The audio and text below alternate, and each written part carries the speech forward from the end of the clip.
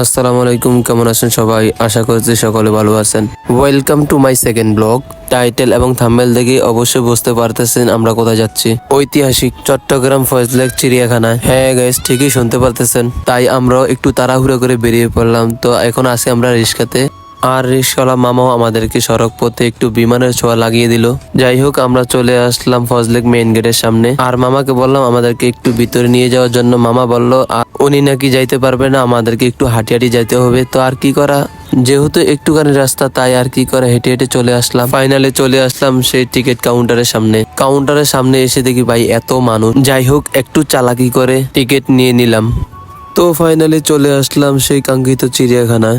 তো আর কি, চারদিকে হেঁটে হেঁটে দেখতেছিলাম পরিবেশটা কেমন। তো পরিবেশ দেখা শেষ করে এখন আমরা বানর দেখতে চলে আসছি। আর সত্যি বলতে যে বানরগুলো অনেক সুন্দর ছিল। তারপর চলে আসছি ভাল্লুক দেখার জন্য। ও আমাদের দিকে উল্টো দিকে হয়ে হা করে তাকিয়ে আছে। ওর সাথে মজা করা শেষ করে তারপর চলে আসছি এখানে পাখি দেখার জন্য। আর এইগুলা কি পাখি আসলে আমার এটা ধারণা নাই, আপনারা জেনে থাকলে বলবেন। তারপরে চলে আসলাম রয়্যাল বেঙ্গল টাইগার দেখার জন্য। এসে দেখি ওরা ওদের মতো করে ঘুমাইতেছে। তো আর কি করা, তাদেরকে না জ্বালাই। এইদিকে এসে দেখি অজগর সাপও ঘুমাইতেছে। তো ওকে আর ডিস্টার্ব করলাম না, আশেপাশে আরো ছিল, ওইগুলা দেখলাম। দেখা শেষ করে এখন চলে আসছি জিরাফ দেখার জন্য। এসে দেখি তারা বাচ্চাদের সাথে খেলা করতেছে। তো আমিও একটু দূর থেকে দেখতেছিলাম। তো আর কি, দেখা শেষ করে পাশে দিয়ে পাহাড়ে ওঠার সিঁড়ি ছিল, তো ওইখানে একটু ঘোরার জন্য উঠছি। তো ওইখানে ওঠার পরে একটু ভালোই লাগতেছিল। পাহাড় থেকে ভিউটা দেখতে অনেক সুন্দরই ছিল। পাহাড় দেখা শেষ করে এখন নিচে চলে আসলাম। আশেপাশে পরিবেশটা দেখতেছিলাম কেমন। যাই হোক, সব মিলে ভালোই লাগলো।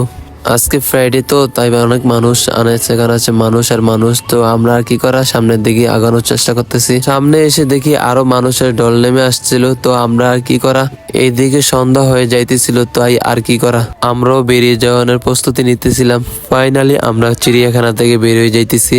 তো সবাই ভালো থাকবেন, সুস্থ থাকবেন। আর ভিডিওটা ভালো লাগলে লাইক ফলো করে দিবেন। আল্লাহ হাফেজ, টাটা, বাই বাই।